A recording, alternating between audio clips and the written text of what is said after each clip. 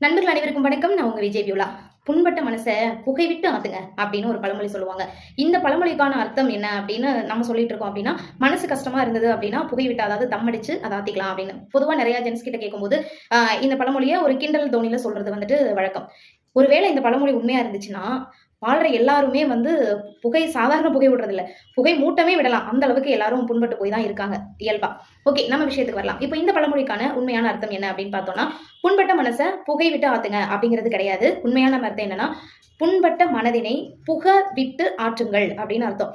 So இது புக விட்டுனா என்ன அப்படின்னா, ஒரு விஷயத்தால நம்ம கஷ்டப்பட்டு இருக்கும்போது நம்ம மனசை வேற ஏதாவது நமக்கு பிடிச்ச விஷயங்கள்ல புகுத்தி அந்த கவலையில இருந்து வெளியில வாங்க அப்படிங்கிறது தான் இதற்கான உண்மையான அர்த்தம். உதாரணத்துக்கு இன்னைக்கு வீட்டுல ஃபேமிலியில ஒரு சண்டை ஆயிடுச்சுன்னு வச்சுக்கோங்க. அந்த பிரச்சனையிலேயே நம்ம டிப்ரெஷன்ல இருக்கோம் அப்படின்னா, அதுல இருந்து வெளியில வர்றதுக்கு பாட்டு கேட்க பிடிக்கும்னா பாட்டு கேட்கலாம், மூவி பார்க்க பிடிக்கும்னா நல்ல மூவி பார்க்கலாம், புக்ஸ் படிக்க பிடிக்கும் அப்படின்னா நல்ல புக்ஸ் படிக்கலாம், இல்ல ஃப்ரெண்ட்ஸோட நேரத்தை செலவிடுறது பிடிக்கும் அப்படின்னா ஃப்ரெண்ட்ஸோட நேரத்தை செலவிடலாம். இந்த மாதிரி என்ன விஷயம் உங்களுக்கு ரொம்ப பிடிச்ச விஷயமோ அதுல உங்க மனசை புகவிட்டு அந்த பிரச்சனையில இருந்து நீங்க வெளியில வாங்க அப்படிங்கிறது தான் இந்த பழமொழியோட உண்மையான அர்த்தம்.